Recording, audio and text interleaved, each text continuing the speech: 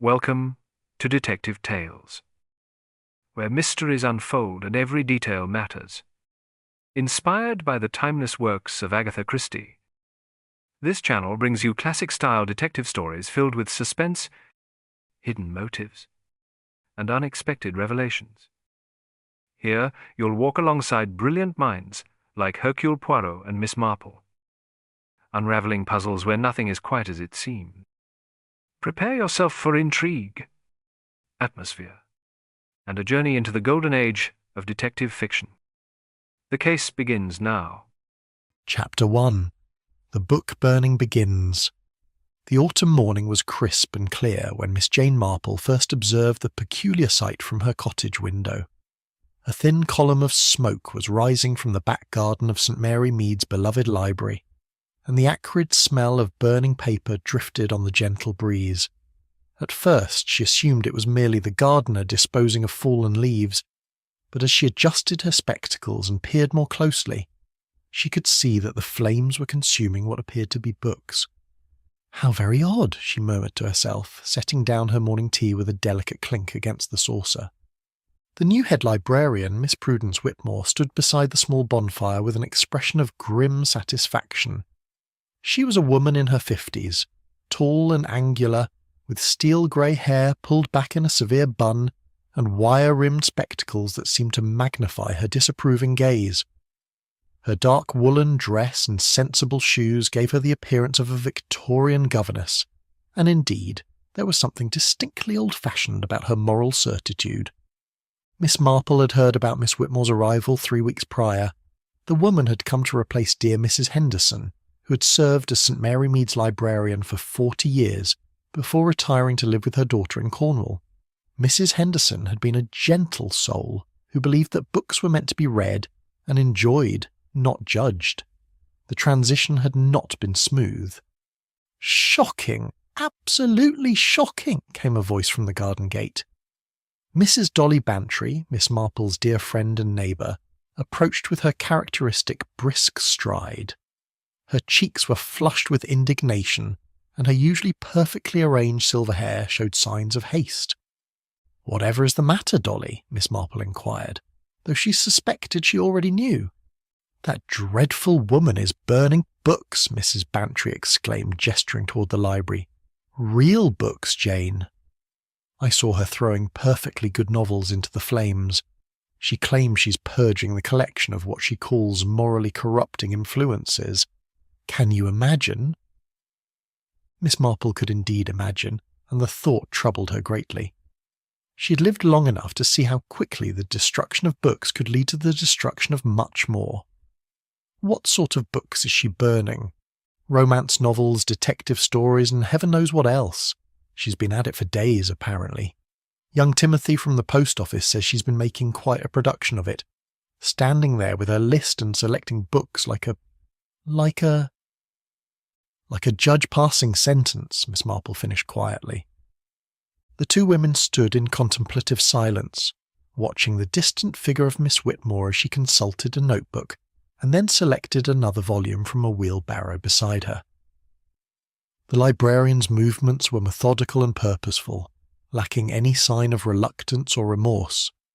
"Mrs. Henderson would be heartbroken," Mrs. Bantry continued. "She spent decades building that collection, choosing each book with care. Some of those volumes were gifts from local families, others were rare editions she managed to acquire despite the library's modest budget." Miss Marple nodded thoughtfully. She had known Mrs. Henderson well, and had often discussed books with her during their weekly visits to the library.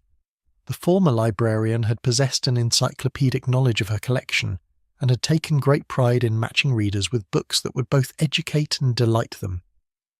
"Has anyone spoken to Miss Whitmore about this?" Miss Marple asked. "Dr. Haydock tried yesterday," Mrs. Bantry replied. "She gave him quite a lecture about the moral decay of modern society, and the responsibility of public institutions to uphold Christian values. She insisted that the previous librarian had allowed the collection to become contaminated with inappropriate material." Miss Marple found this assertion puzzling. Mrs. Henderson had been a devout churchgoer and a woman of impeccable morals. If she had approved of the books in question, They were surely harmless enough. "I think," Miss Marple said slowly, "that I shall pay a visit to the library this afternoon. Perhaps I can better understand Miss Whitmore's concerns." Mrs. Bantry looked at her friend with the knowing expression of someone who had witnessed Miss Marple's quiet investigations before. "Yes, I think that would be a very good idea indeed." As the morning progressed, Miss Marple found herself repeatedly drawn to her window. The burning continued, and she could see Miss Whitmore examining each book carefully before consigning it to the flames. There was something oddly methodical about the process, as if the librarian were searching for something specific rather than simply removing objectionable material. The afternoon brought more visitors to Miss Marple's cottage, each bearing tales of Miss Whitmore's increasingly aggressive purge. Colonel Melchett's wife reported that the librarian had removed several historical biographies, while young Mrs. Price mentioned that even some children's fairy tales had been deemed unsuitable. "She's going too far," declared Mr. Petherick, the elderly solicitor, when he stopped by for his weekly chess game with Miss Marple. "The woman seems to have declared war on literature itself." Miss Marple moved her knight thoughtfully. "Tell me, Mr. Petherick, what do you know of Miss Whitmore's background, her references, her previous positions?" The solicitor frowned. "That's just it, Jane. Her credentials seemed impeccable, but there's something rather mysterious about her recent employment history.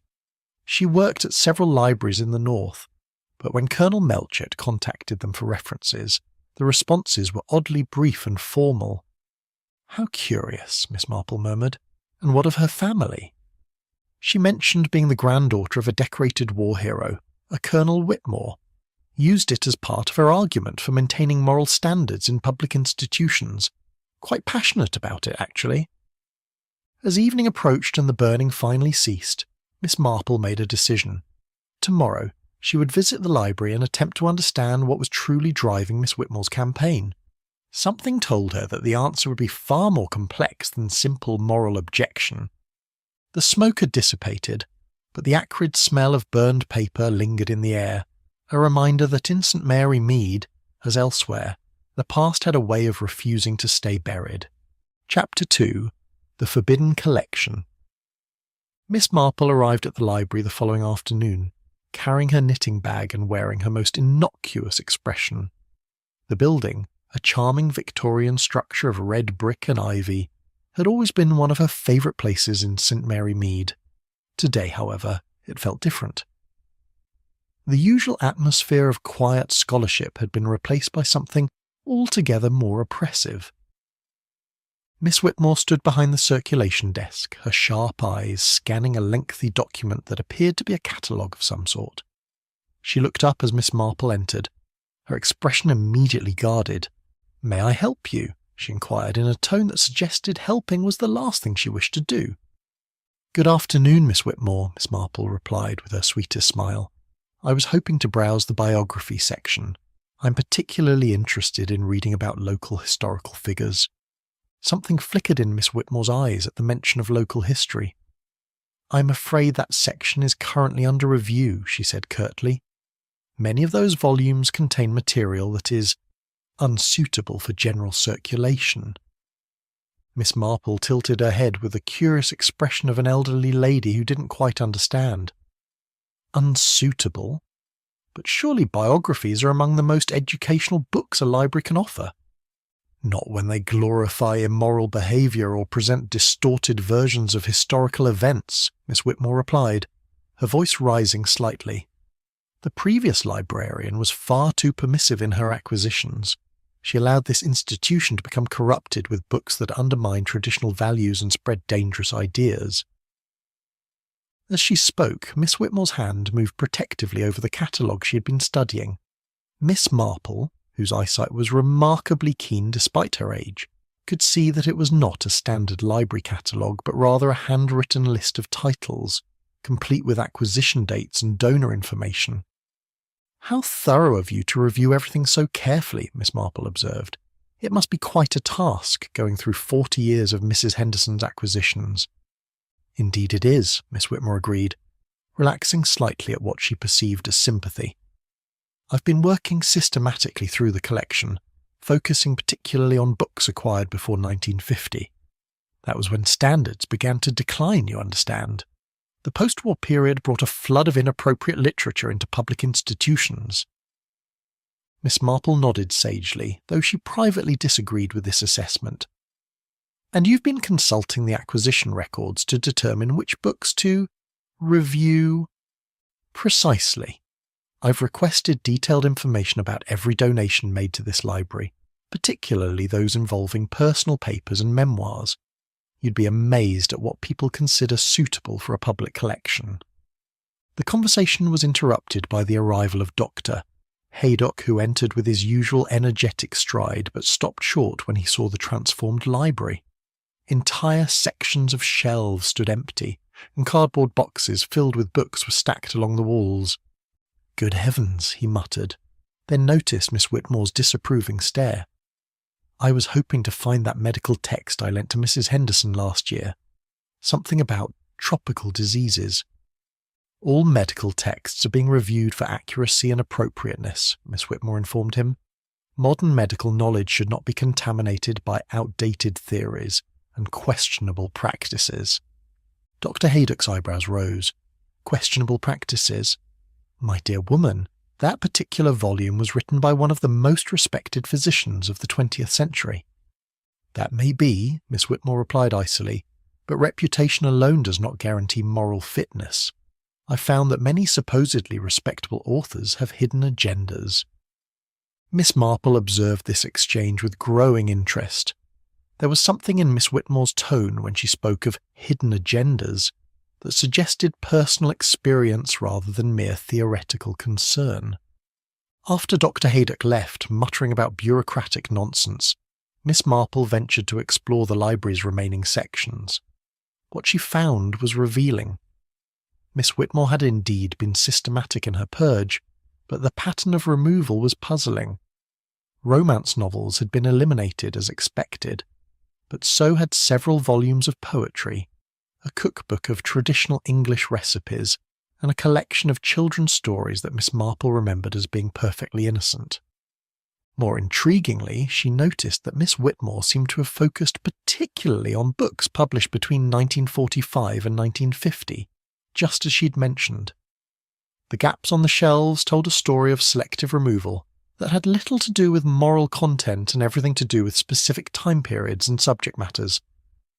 "Excuse me," Miss Marple said, approaching the desk where Miss Whitmore had returned to her catalogue.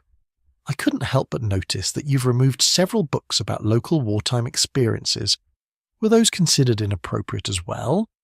Miss Whitmore's reaction was immediate and telling. Her face flushed, and her hands clenched around the catalogue. Those books contain unsubstantiated claims and one-sided accounts that could damage the reputations of honourable people. The war years were difficult for everyone, and it's unfair to judge people's actions without understanding the full context. "Of course," Miss Marple agreed mildly, "though I would have thought that preserving different perspectives on historical events would be valuable for future researchers." "Future researchers," Miss Whitmore repeated with distaste, "are exactly the problem. People who weren't there, who didn't live through those times, have no right to make judgments based on incomplete information. Some stories are better left untold." The vehemence in her voice was striking, and Miss Marple filed away this reaction for future consideration. She spent another hour in the library, ostensibly browsing but actually observing Miss Whitmore's behaviour. The librarian consulted her list frequently, cross-referencing titles with acquisition dates and donor information. Occasionally she would pull a book from the shelf, examine it carefully, and either return it or add it to one of the boxes destined for destruction. As Miss Marple prepared to leave, she encountered Inspector Slack entering the building with a determined expression. She lingered near the door, curious about his business. "Miss Whitmore," Inspector Slack began without preamble, "I've received several complaints about the destruction of valuable books. The villagers are concerned that you may be exceeding your authority." Miss Whitmore drew herself up to her full height. "Inspector, I am the head librarian of this institution, appointed by the library board with full authority to manage the collection as I see fit. If the villagers are upset about the removal of inappropriate material, perhaps that says more about their moral standards than about my judgment." "Be that as it may," Inspector Slack replied, "I'm obliged to investigate complaints from the public. Several people have mentioned that you've destroyed books of significant historical value." "Historical value is a subjective term," Miss Whitmore countered. "I prefer to focus on moral value and educational appropriateness. This library serves the entire community, including children, and I will not allow it to house material that could corrupt young minds or undermine respect for authority." Inspector Slack looked unconvinced but nodded politely. "I trust you'll consider the concerns of the community in your future decisions." After both the inspector and Miss Whitmore had departed, Miss Marple remained in the empty library for a few moments, reflecting on what she had observed. The new librarian's campaign was indeed systematic, but it was not the moral crusade she claimed it to be. Miss Whitmore was searching for something specific, something connected to the war years and local history. As she walked home through the gathering dusk, Miss Marple found herself thinking about the curious intensity of Miss Whitmore's reactions. The woman was clearly intelligent and well-educated, but there was something desperate about her mission that suggested personal stakes far beyond professional duty. "Most interesting," she murmured to herself as she turned into her garden gate. "Most interesting indeed." Chapter 3. The First Protest. The morning of the protest dawned grey and drizzly, but Mrs. Bantry's determination was undaunted by the weather. She had spent the previous evening telephoning every concerned citizen in St. Mary Mead, and by 10 o'clock a respectable crowd had gathered outside the library. Miss Marple arrived to find nearly 30 villagers assembled, their faces bearing expressions of righteous indignation that would have done credit to a medieval uprising. "This is intolerable," declared Colonel Melchett, his military bearing evident despite his advanced years. "The woman is destroying our cultural heritage under the guise of moral reform." Mrs. Price nodded vigorously, clutching a petition that already bore 43 signatures. "She's gone too far this time. Yesterday I caught her examining the children's section with that dreadful list of hers. She actually removed Alice in Wonderland because she claimed it promoted disrespect for authority." A murmur of outrage rippled through the crowd. Miss Marple positioned herself strategically near the library's front window, where she could observe both the protesters and Miss Whitmore's reaction to their presence. The librarian stood inside, watching the gathering crowd with an expression that seemed to combine disdain with something that might have been anxiety. "What we need," announced Mrs. Bantry, raising her voice to address the group, "is a formal delegation to confront Miss Whitmore about her destructive policies. We must make it clear that the community will not tolerate this cultural vandalism." "Hear, hear," called out Mr. Petherick, brandishing his walking stick for emphasis. "The woman has overstepped her bounds. A librarian's duty is to preserve books, not burn them." As if summoned by their words, Miss Whitmore emerged from the library, her face set in lines of stern disapproval. She carried herself with the rigid posture of someone preparing for battle, and in her hand was the now familiar notebook containing her list of condemned literature.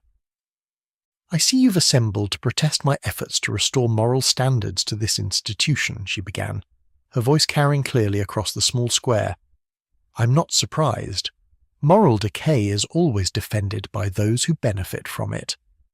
Mrs. Bantry stepped forward, her diplomatic instincts overriding her personal feelings. "Miss Whitmore, we're here because we're concerned about the destruction of valuable books. Surely there's a way to address your concerns without resorting to burning."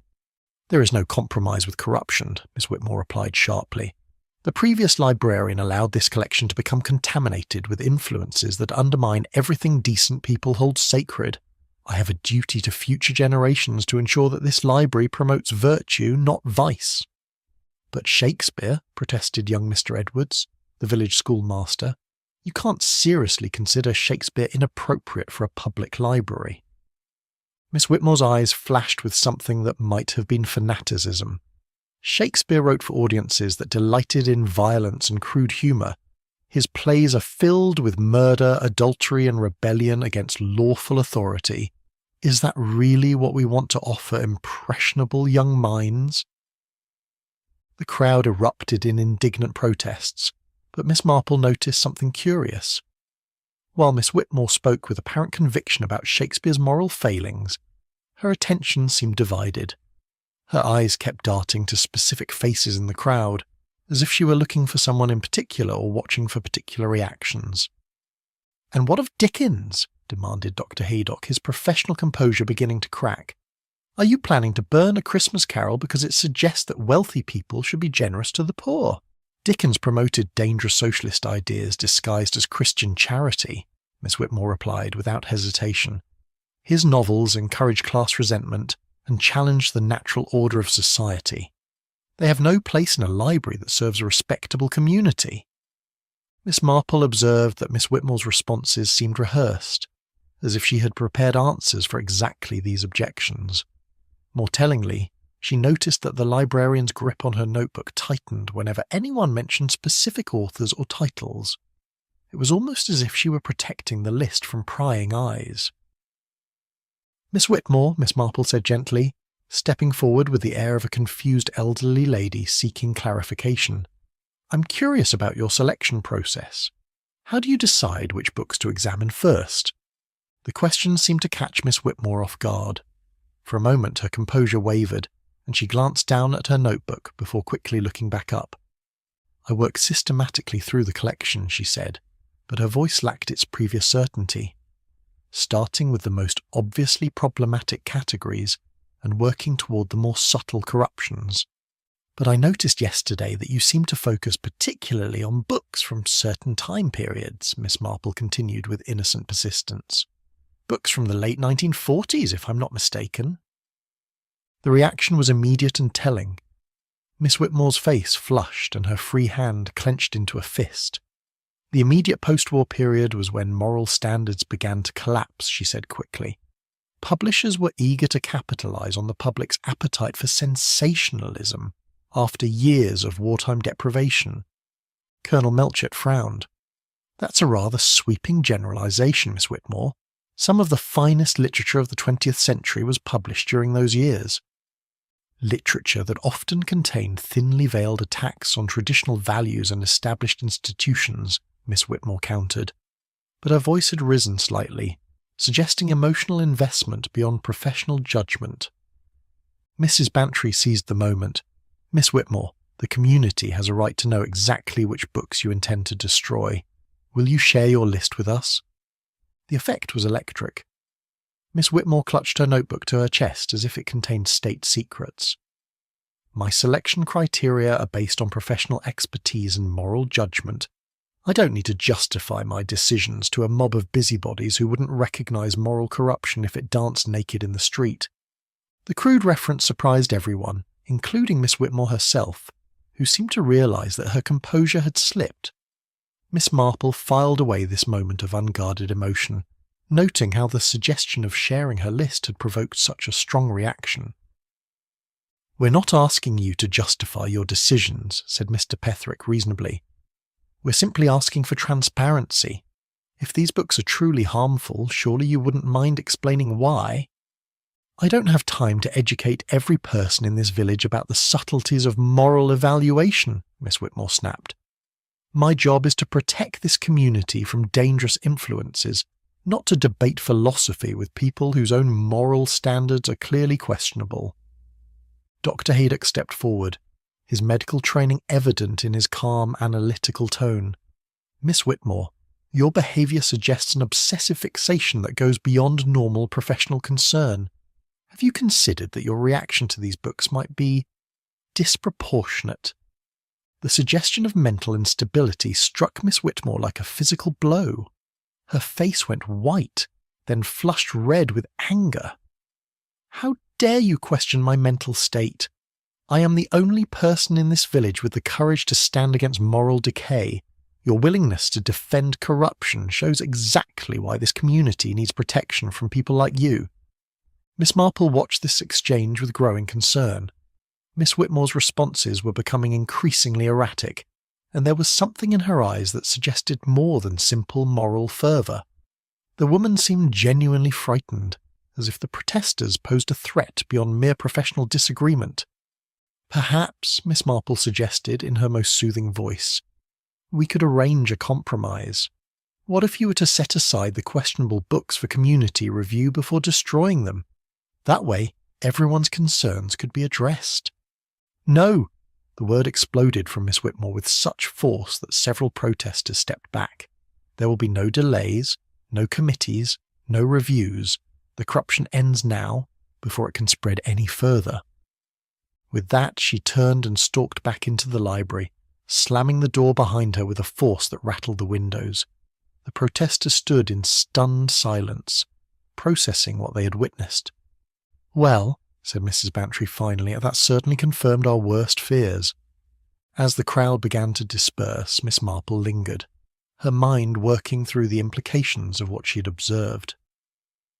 Miss Whitmore's behaviour suggested someone under enormous pressure, someone driven by fears that went far beyond concern for public morality.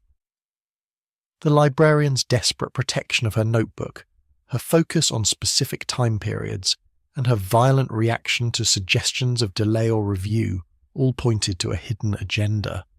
Walking home through the gentle rain, Miss Marple found herself thinking about the peculiar desperation in Miss Whitmore's eyes.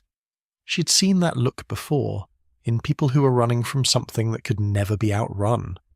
The question was, what was Miss Whitmore so afraid of being discovered? Chapter 4, The Mysterious Selection.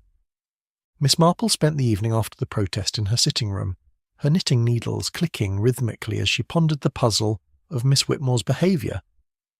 The rain had intensified, pattering against the windows with a persistence that matched her own determination to understand what she had witnessed. There was something about the librarian's desperate protection of that notebook that suggested far more than mere professional discretion. The following morning brought clearer skies and a visit from Mrs. Bantry, who arrived with her usual energy despite the early hour. "Jane, I've been thinking about yesterday's confrontation," she began without preamble.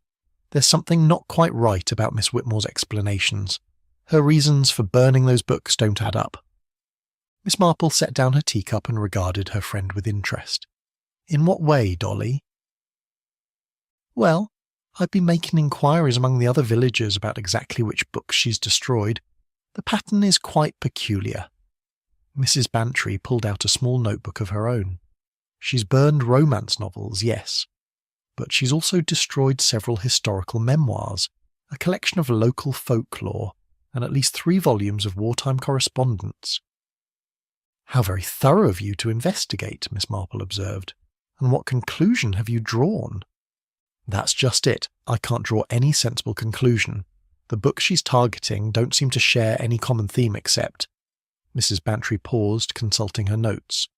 "Except that most of them were published or donated to the library between 1945 and 1950. Miss Marple's needles stopped clicking. That's precisely the time period she mentioned focusing on. She claimed it was when moral standards began to decline, but that explanation seems rather convenient. "Too convenient," Mrs. Bantry agreed. "I think she's looking for something specific, Jane, something hidden among those books, and she's using this moral crusade as a cover." The 2 women sat in contemplative silence for a moment, each following her own line of reasoning. Miss Marple found herself thinking about Miss Whitmore's reaction to questions about her selection process, the way she had clutched that notebook as if it contained secrets of national importance. "I believe," Miss Marple said slowly, "that I shall pay another visit to the library today. Perhaps I can observe Miss Whitmore's methods more closely." She arrived at the library during the quiet afternoon hours, when Miss Whitmore was likely to be working alone. The librarian was indeed by herself, standing before a section of shelves with her back to the door.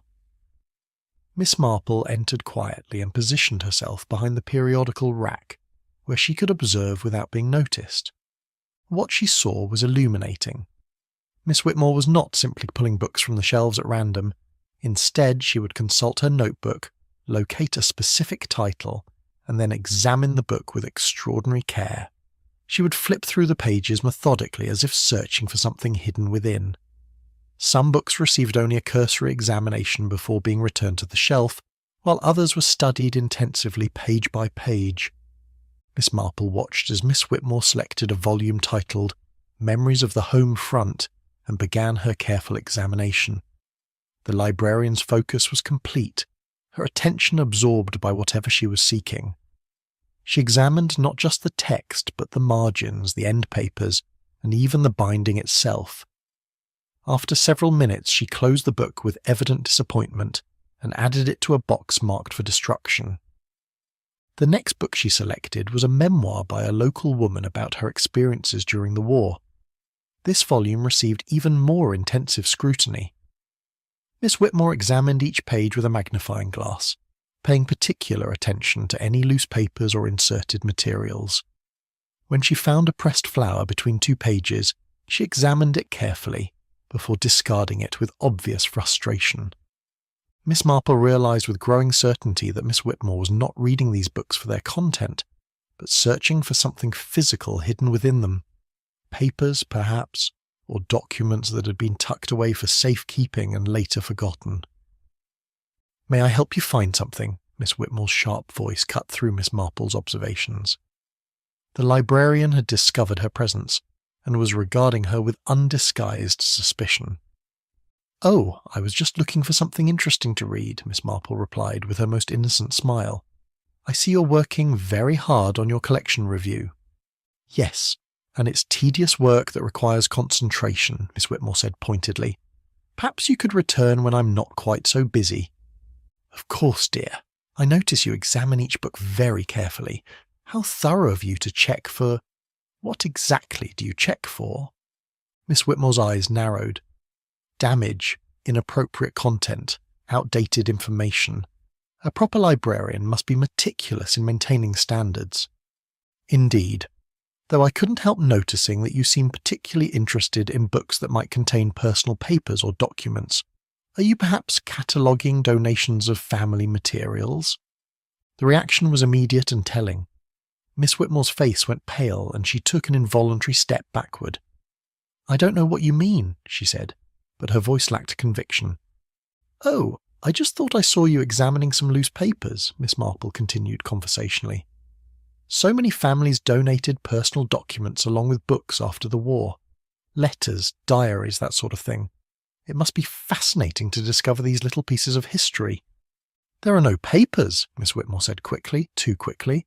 "And even if there were, they would be private family matters that have no business in a public institution." Miss Marple nodded sympathetically. Of course, family privacy is so important, especially when it comes to wartime experiences. People did such difficult things during those years, didn't they? Sometimes things they wouldn't want remembered. Miss Whitmore's composure cracked completely. "You don't understand," she said, her voice rising. "You don't know how dangerous it can be when the wrong information falls into the wrong hands. Some things are better forgotten, better destroyed before they can cause more harm." "What sort of harm, dear?" Miss Marple asked gently. But Miss Whitmore had already realised she had said too much.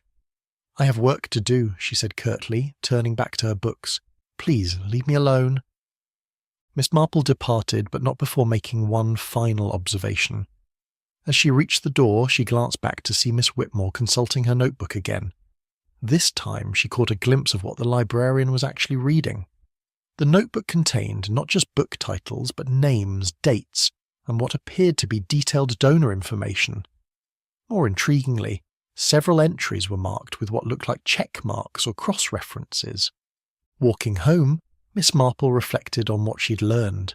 Miss Whitmore was conducting a systematic search through every book donated to the library during the immediate post-war period. She was looking for something specific, something that had been hidden or misfiled among the donated materials. Her desperate need to find and destroy whatever she was seeking suggested that its discovery would be catastrophic for someone. The question remained, what was hidden among those books, and why was Miss Whitmore so terrified of its discovery?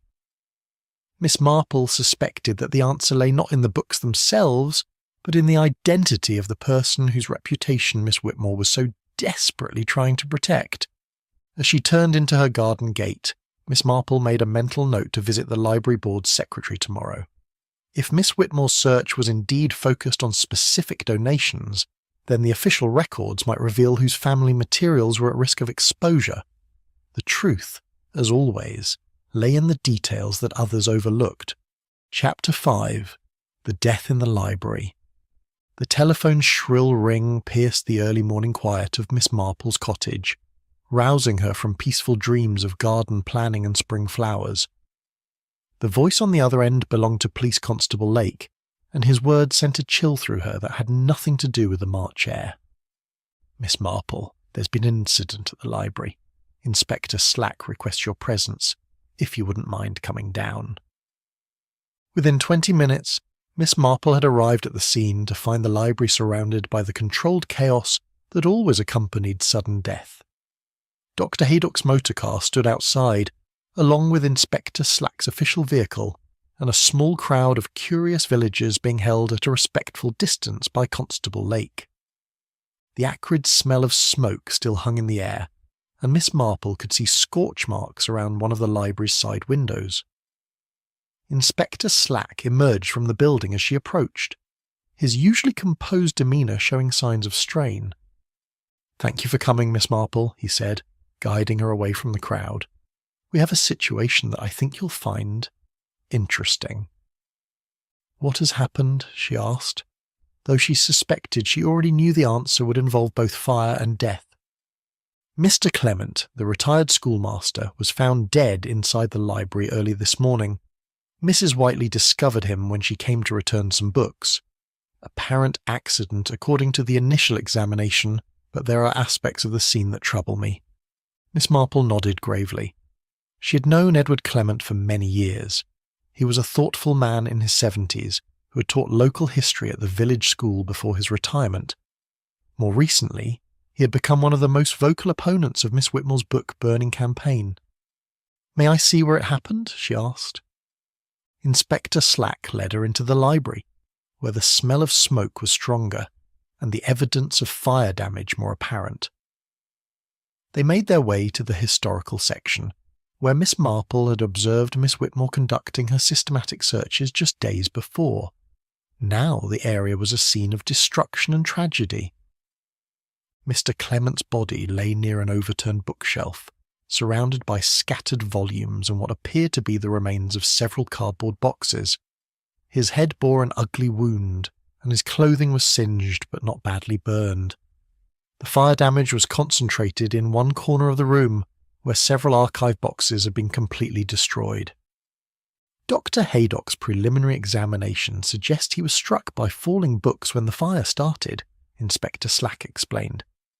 The theory is that he was trying to save volumes from the flames when the bookshelf collapsed on him. Miss Marple studied the scene carefully, her experienced eye taking in details that might escape others. What was he doing here so early in the morning? The library doesn't open until 9. That's one of the puzzling aspects. Miss Whitmore claims she gave him permission to research in the archives after hours. Apparently he was working on some sort of local history project and needed access to materials that aren't normally available to the public. How convenient for Miss Whitmore that the fire destroyed exactly the materials he was researching, Miss Marple observed quietly. Inspector Slack gave her a sharp look. "My thoughts exactly. Dr. Haydock is completing his examination now. Perhaps you'd like to hear his preliminary findings." Dr. Haydock emerged from behind the damaged bookshelf, wiping his hands on a clean cloth. His usually cheerful demeanour was subdued, and there was something in his expression that suggested professional concern. "Well, Doctor," Inspector Slack inquired.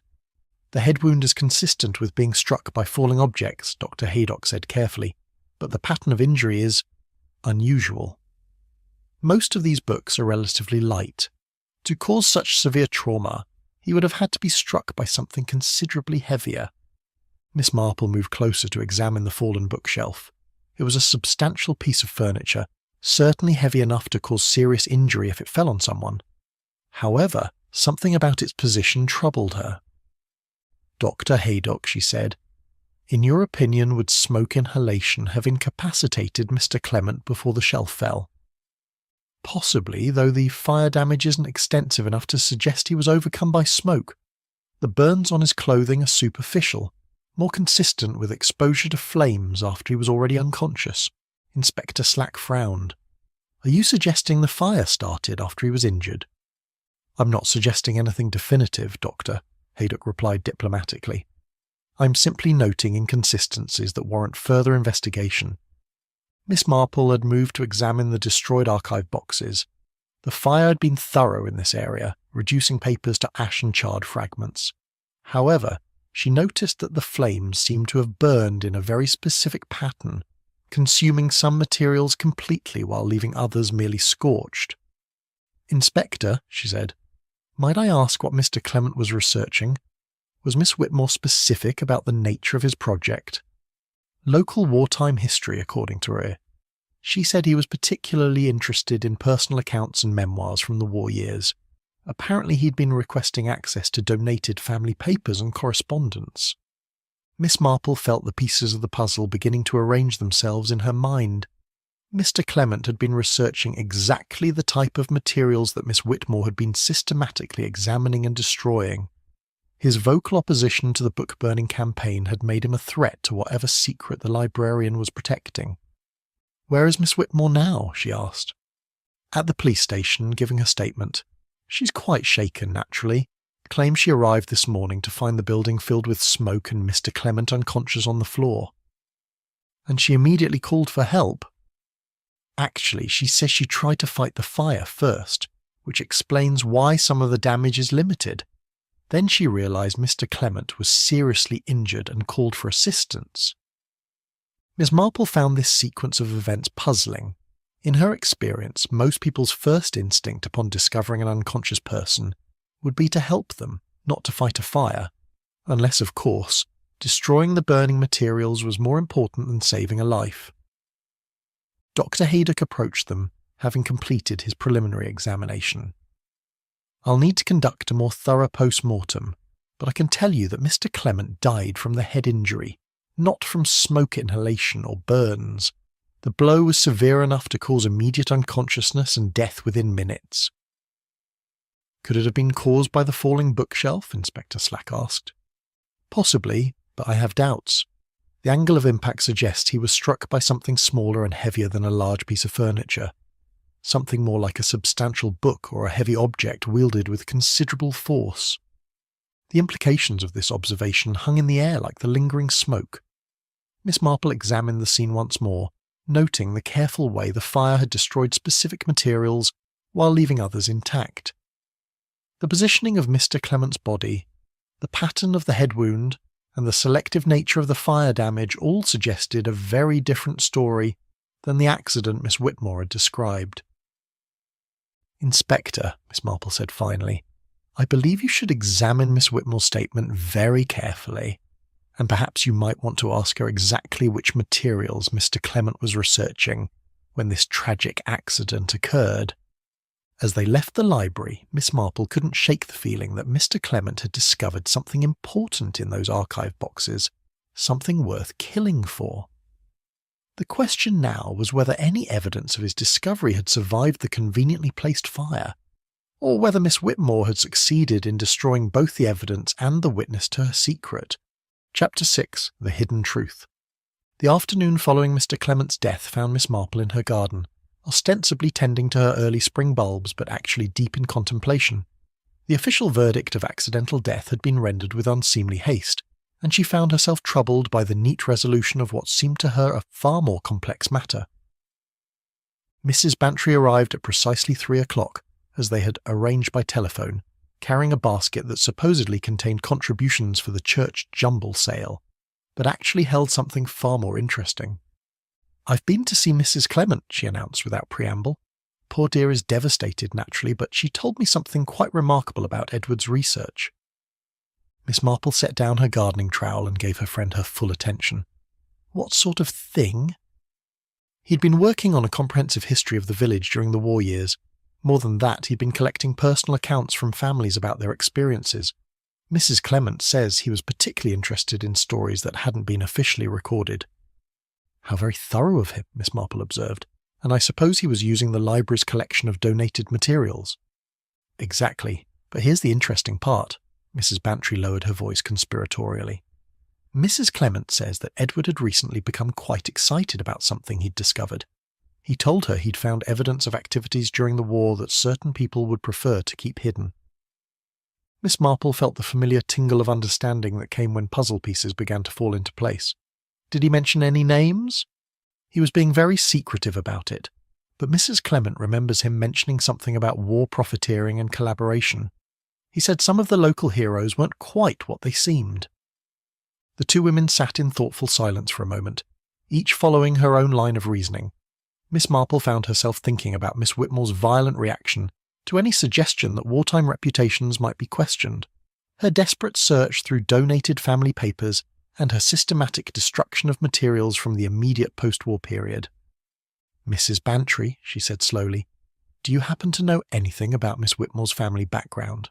She mentioned being the granddaughter of a war hero." "Colonel Reginald Whitmore, yes. Quite famous locally, though he died shortly after the war. There's a memorial to him in the church." Mrs. Bantry paused. "Why do you ask?" "I'm beginning to suspect that Miss Whitmore's campaign has nothing to do with moral purification, and everything to do with protecting someone's reputation, someone whose wartime activities might not bear close scrutiny." Mrs. Bantry's eyes widened as the implications became clear. "You think Edward discovered something about Colonel Whitmore?" "I think it's quite possible. Consider the timeline.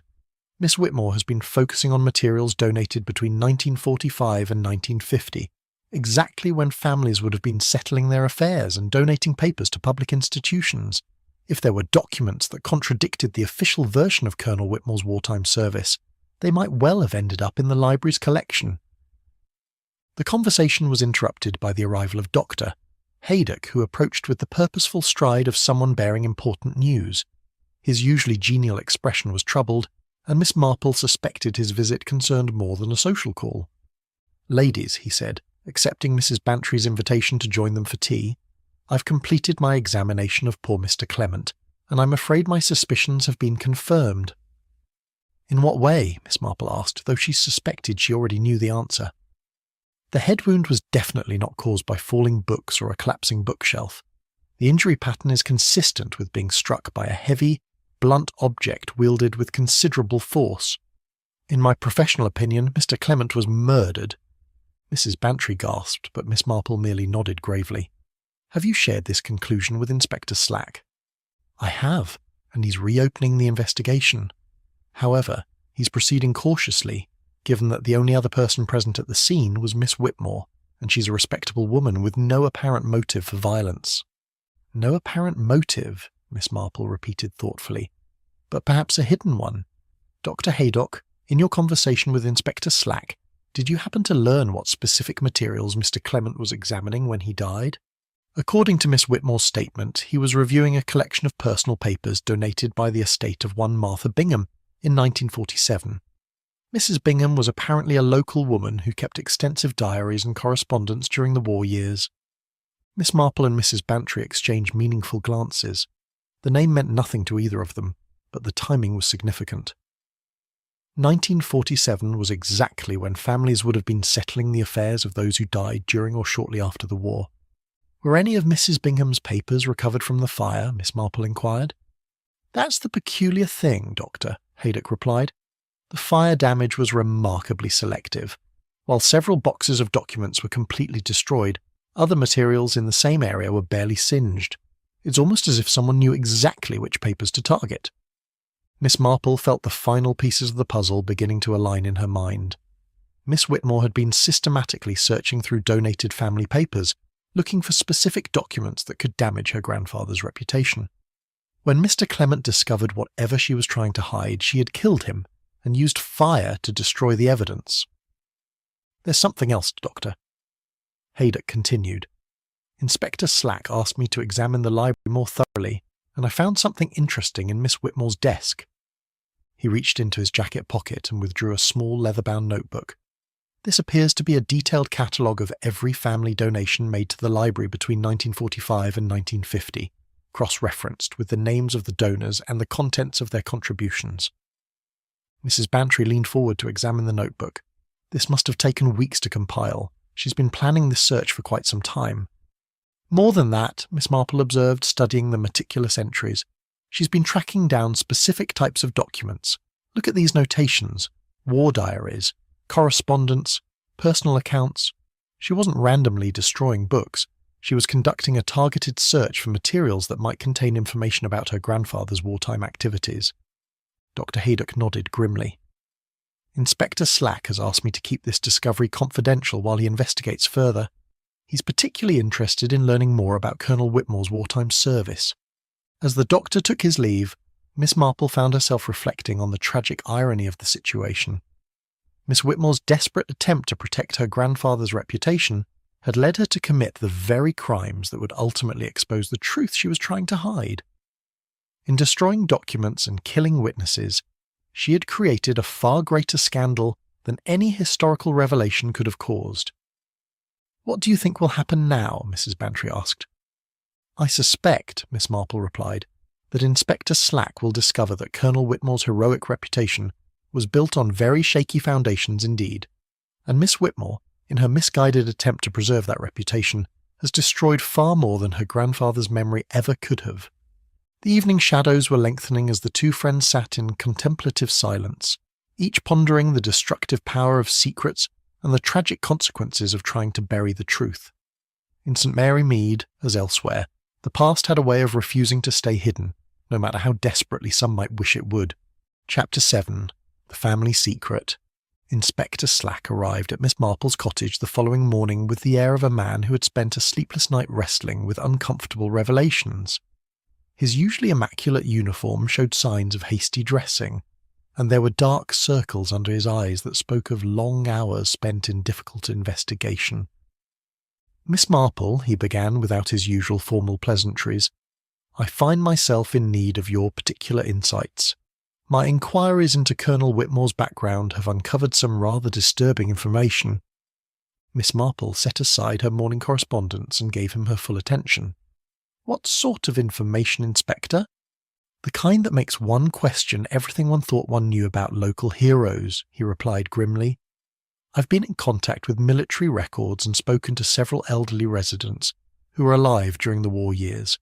The picture that emerges of Colonel Reginald Whitmore is complex." He opened his official notebook and consulted his carefully written notes. Colonel Whitmore was indeed a local man who served in the military during the war, but his service record contained some significant gaps and inconsistencies. More troubling are the accounts I've gathered from people who actually knew him during that period.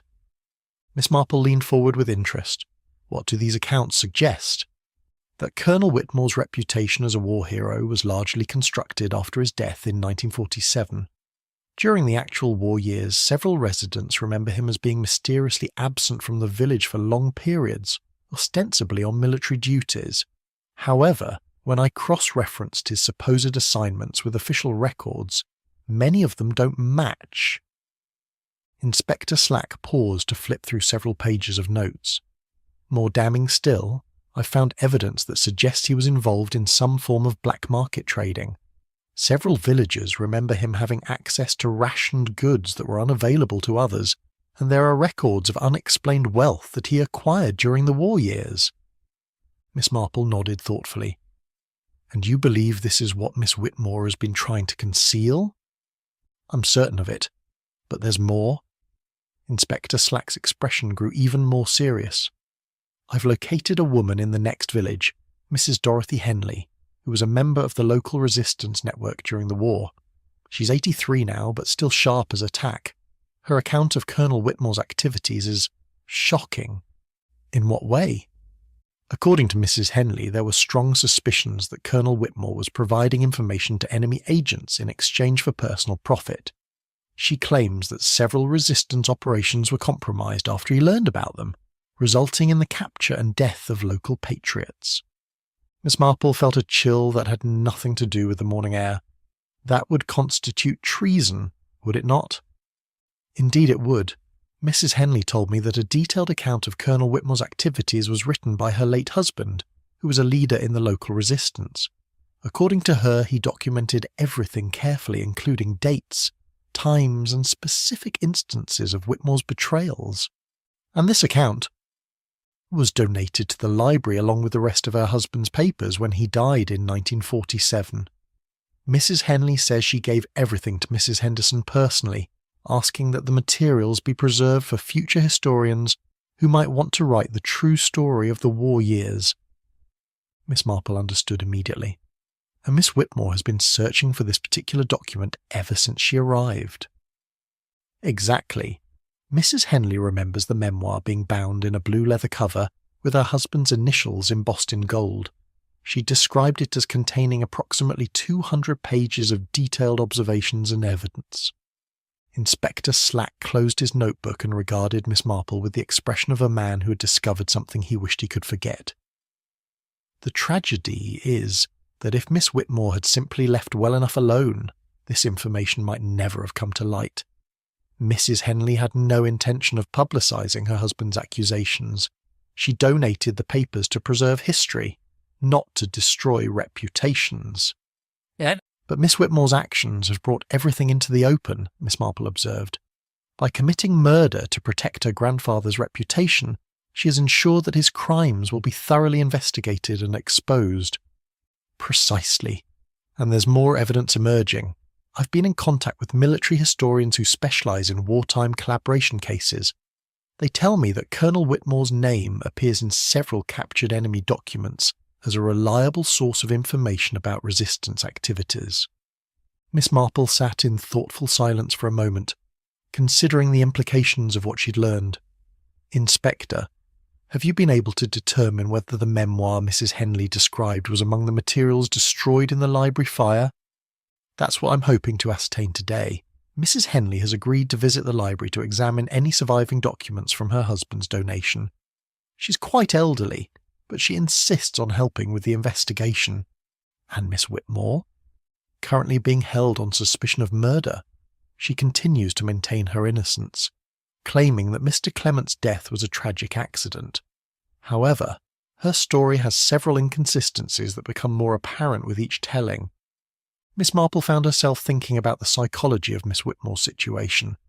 The woman had spent her entire adult life living with the knowledge of her grandfather's crimes, perhaps initially unaware of the full extent of his betrayals, but gradually learning more as she researched his background. The burden of carrying such a secret must have been enormous. "Inspector," she said slowly, "I wonder if Miss Whitmore's career choice was motivated by her family's situation. Becoming a librarian would have given her access to historical collections and the opportunity to search for and destroy evidence of her grandfather's activities. I've had the same thought.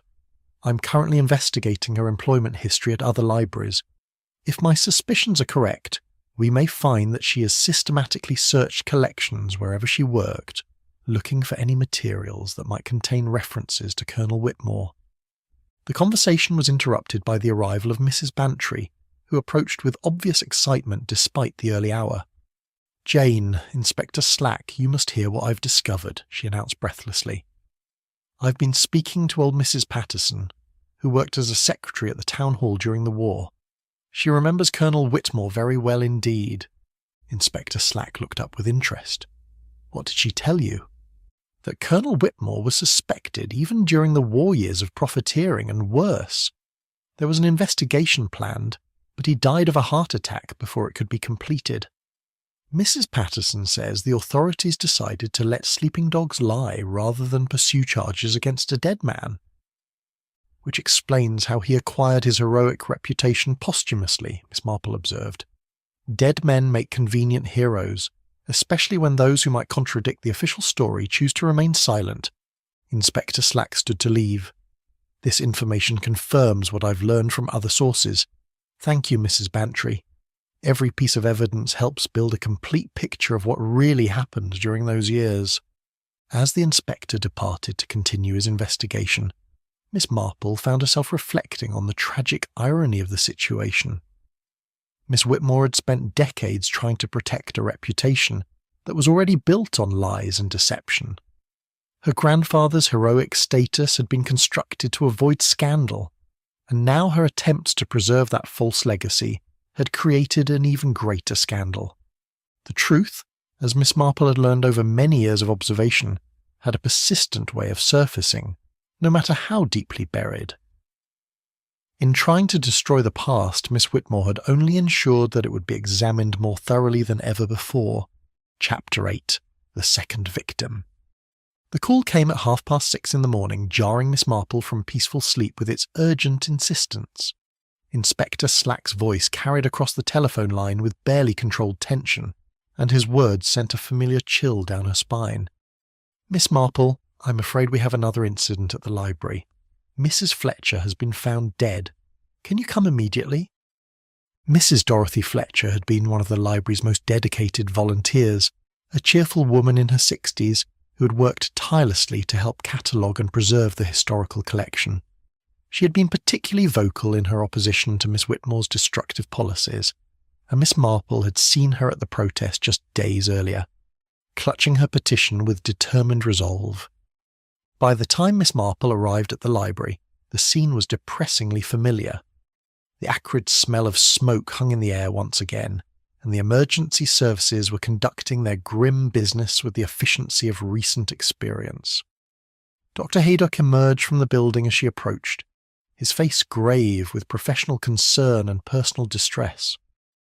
"Another fire," he said without preamble, "but this time there's no question about the cause of death. Mrs. Fletcher was struck down before the flames ever reached her." Inspector Slack approached from the library entrance, his notebook already filled with preliminary observations. "The fire started approximately 2 hours ago, according to the fire brigade's assessment. Mrs. Fletcher was discovered by the postman when he noticed smoke coming from the building." "What was she doing there so early?" Miss Marple inquired, though she suspected the answer would prove significant. According to her daughter, Mrs. Fletcher had been working late yesterday evening on the historical catalogue. She'd been helping to organise and preserve documents that Miss Whitmore hadn't yet reviewed for destruction. Apparently she was particularly concerned about saving materials of genuine historical value. Miss Marple felt the familiar pattern emerging with depressing clarity. Like Mr. Clement before her, Mrs. Fletcher had been working with the very materials that Miss Whitmore was desperate to find and destroy. The coincidence was too obvious to ignore. Where exactly was she found, she asked. Dr. Haydock led them to the historical section, where the damage from this second fire was even more extensive than the first. Several additional archive boxes had been completely destroyed, and the careful organisation that Mrs. Henderson had maintained over 40 years was now reduced to ash and scattered remnants. Mrs. Fletcher was lying beside this table, Dr. Haydock indicated, pointing to a heavy oak work table that stood near the damaged shelves. She'd been examining documents when she was attacked. The head wound is consistent with being struck by a heavy object, similar to what we found with Mr. Clement. Miss Marple studied the scene carefully, noting the selective nature of the fire damage.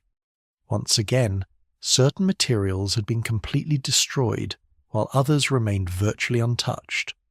The pattern suggested intimate knowledge of what needed to be eliminated and what could safely be preserved.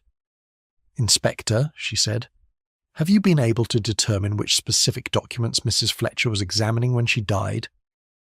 "That's the troubling part," Inspector Slack replied. "According to the catalogue she had been maintaining, she was working with the Martha Bingham collection that Mr. Clement had been researching.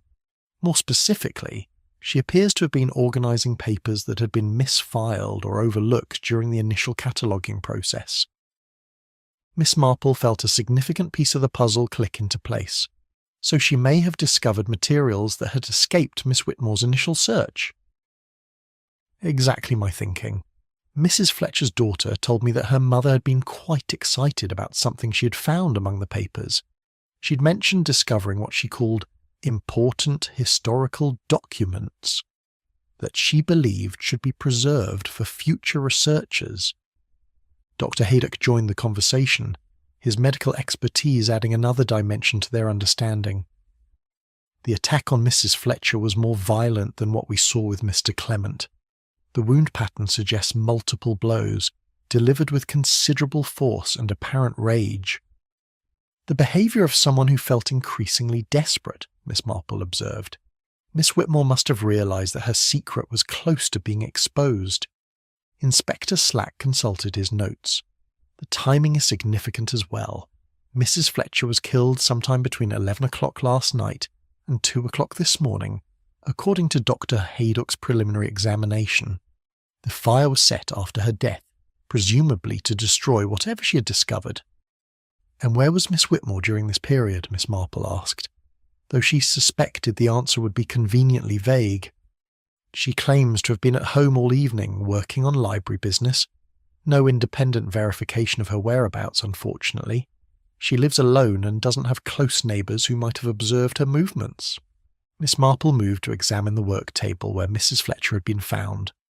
Despite the fire damage, she could see the remnants of careful organisation. Papers had been sorted into neat piles, with handwritten labels indicating different categories of documents. The methodical approach suggested that Mrs. Fletcher had been making significant progress in understanding the collection's contents. "Dr. Haydock," she said, "in your examination of the scene, did you find any evidence of what Mrs. Fletcher might have discovered? Any documents that survived the fire?" "Very little, I'm afraid. The fire was remarkably thorough in destroying the materials on and around the work table. However, I did find something interesting." He reached into his medical bag and withdrew a small evidence envelope.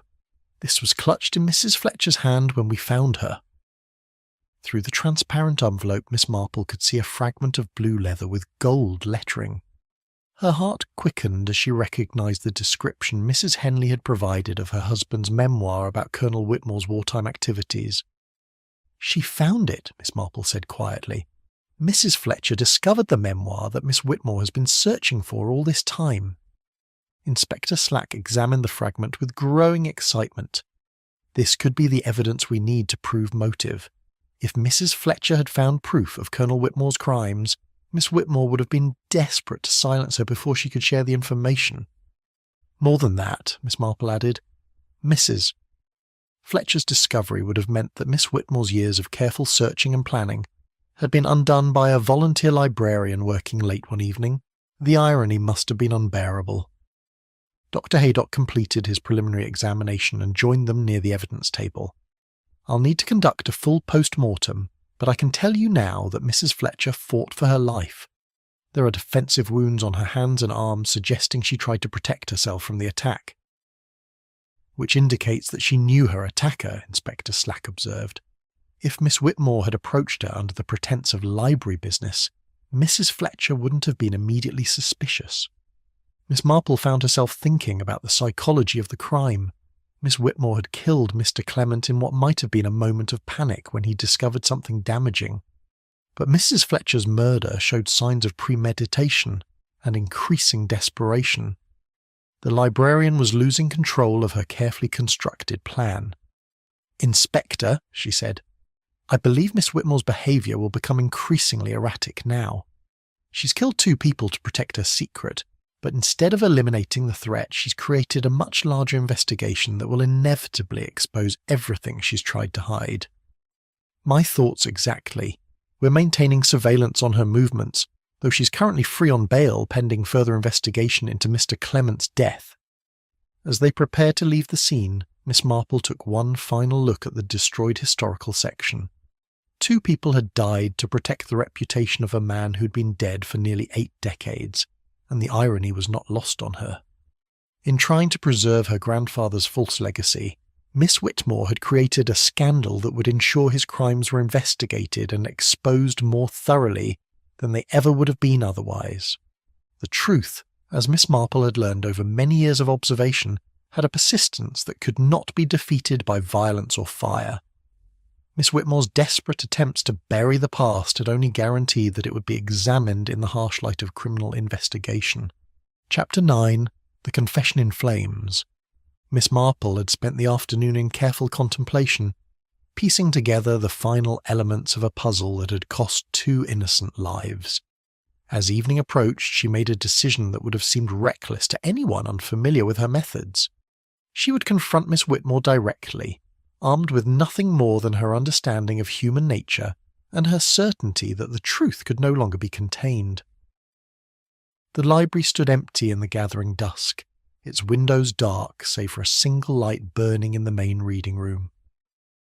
Miss Marple approached quietly, her footsteps muffled by the carpet of fallen leaves that autumn had scattered across the path. Through the window she could see Miss Whitmore moving among the remaining bookshelves with the restless energy of someone who had finally reached the end of her resources. The front door was unlocked, and Miss Marple entered to find Miss Whitmore standing before a small pile of books and papers, a box of matches in her trembling hand. The librarian's appearance was shocking. Her usually immaculate hair hung in dishevelled strands, her clothing was wrinkled and stained, and her eyes held the wild look of someone who'd been pushed beyond the boundaries of rational thought. "Miss Whitmore," Miss Marple said gently, her voice cutting through the silence like a lifeline thrown to a drowning person. The librarian spun around, the matches scattering across the floor. "You," she whispered, her voice hoarse with exhaustion and fear. "You've been watching me, haven't you? Judging me, just like all the others."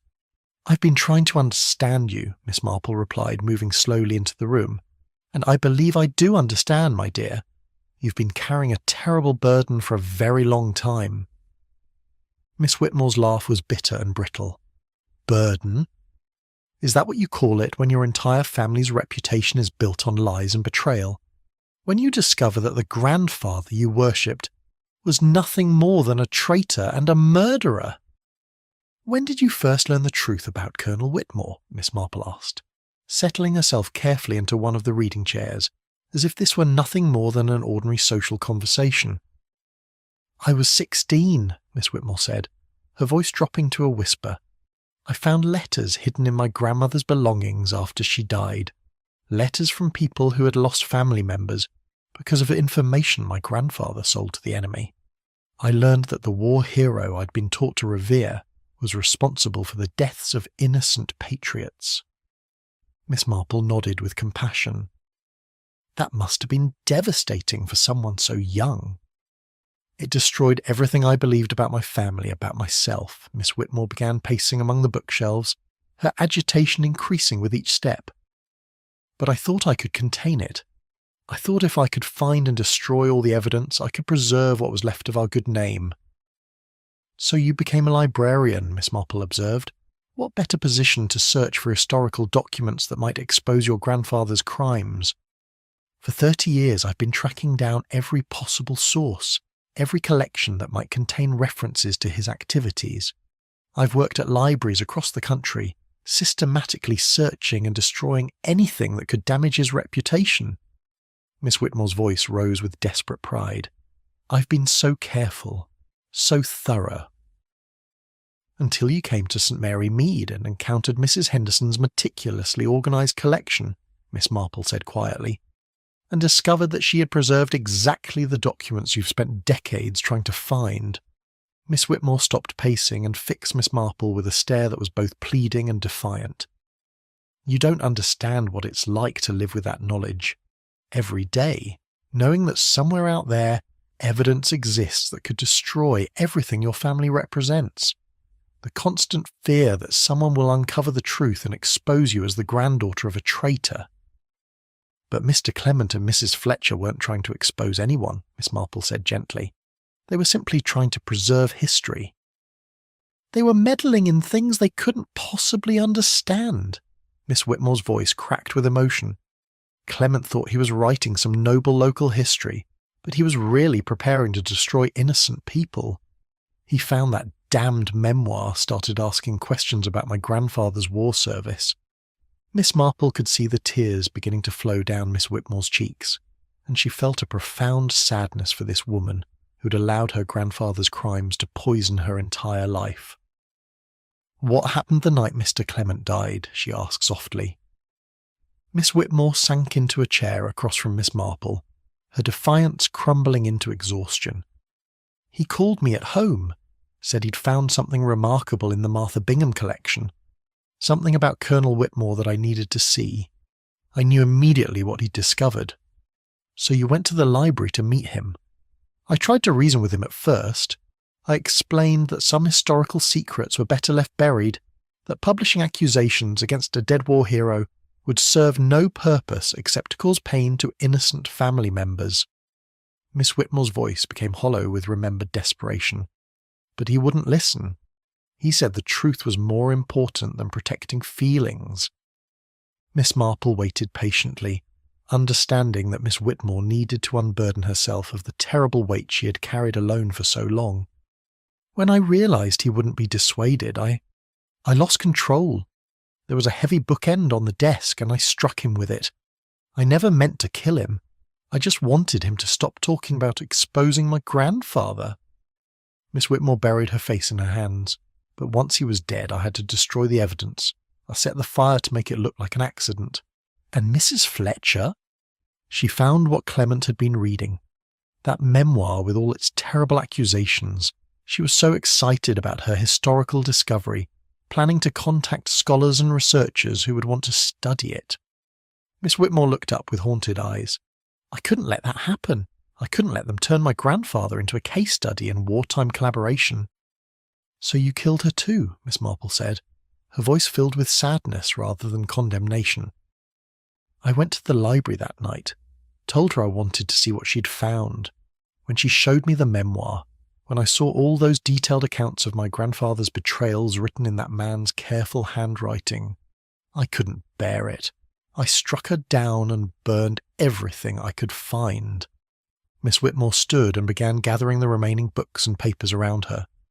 But it's not enough, is it? There are always more documents, more witnesses, more people who think they have the right to judge the past. Inspector Slack has been asking questions, talking to old people who remember things they should have forgotten decades ago.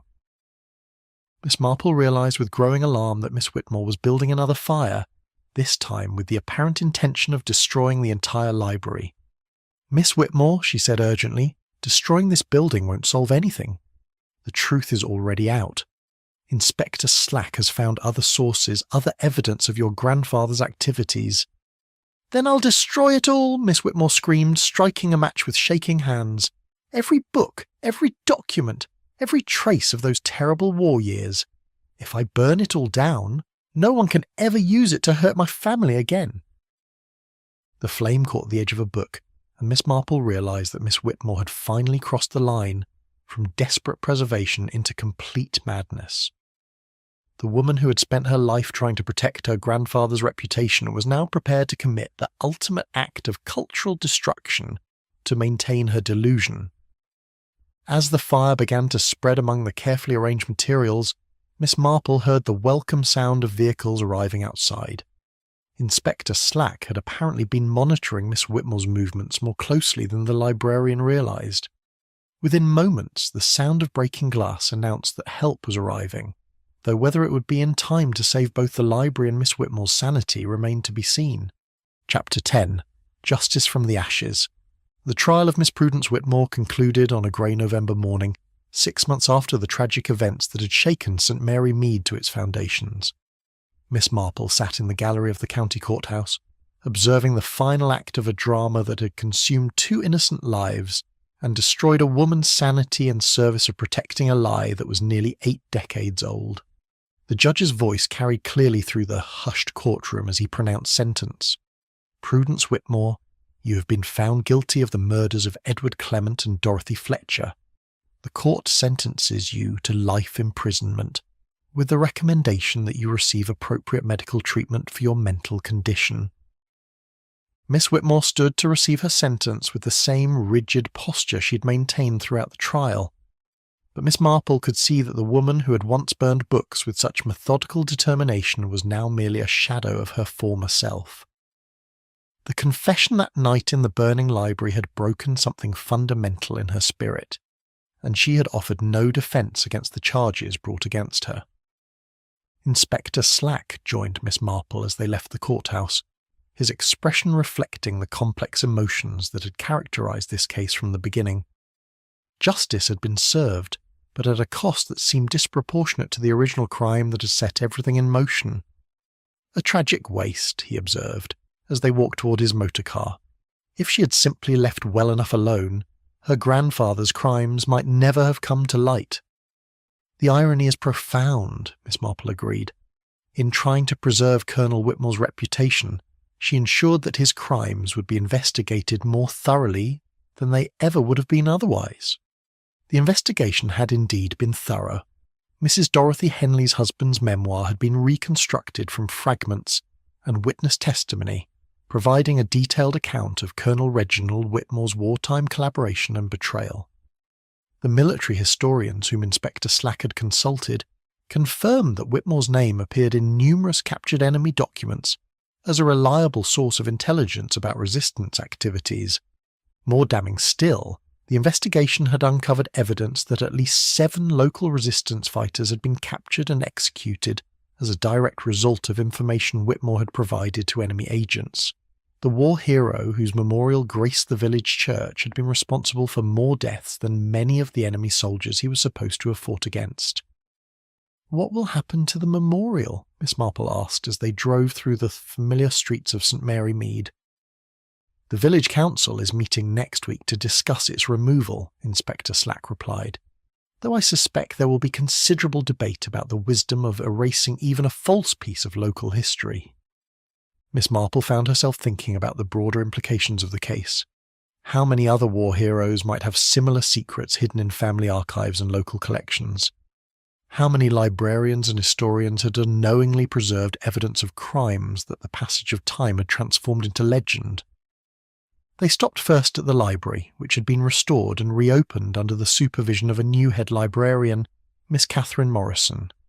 She was a young woman with a genuine passion for books and an understanding that a library's duty was to preserve knowledge, not to serve as a guardian of convenient myths. "Miss Marple," Miss Morrison greeted them warmly, "I wanted to thank you again for your donation to help rebuild our collection. Your contribution has been invaluable in restoring what was lost." Miss Marple had indeed donated a substantial portion of her personal library to help replace the volumes that Miss Whitmore had destroyed. It seemed fitting that books given freely in the spirit of sharing knowledge should replace those destroyed in the service of concealing truth. "How is the historical collection progressing?" she inquired. "Very well, thanks to Mrs. Henley's continued cooperation. She's provided us with copies of all her late husband's papers, and we've established a proper archive for wartime documents and personal accounts. We've made it clear that our purpose is preservation and education, not judgment or revenge." Inspector Slack nodded approvingly. "And the community response?" "Initially, there was some resistance from families who were concerned about having their wartime experiences scrutinized, but most people have come to understand that honest history serves everyone better than comfortable mythology." Miss Marple observed the bustling activity in the restored library with satisfaction. Young people were studying at the tables where Miss Whitmore had once conducted her desperate search, and the shelves that had been systematically emptied were now filled again with books chosen for their educational value rather than their potential to cause embarrassment. As they prepared to leave, Miss Morrison approached Miss Marple with a small package wrapped in brown paper. "This arrived for you yesterday," she explained. "Mrs. Henley asked me to give it to you personally." Miss Marple opened the package to discover a leather-bound notebook, obviously old but carefully preserved.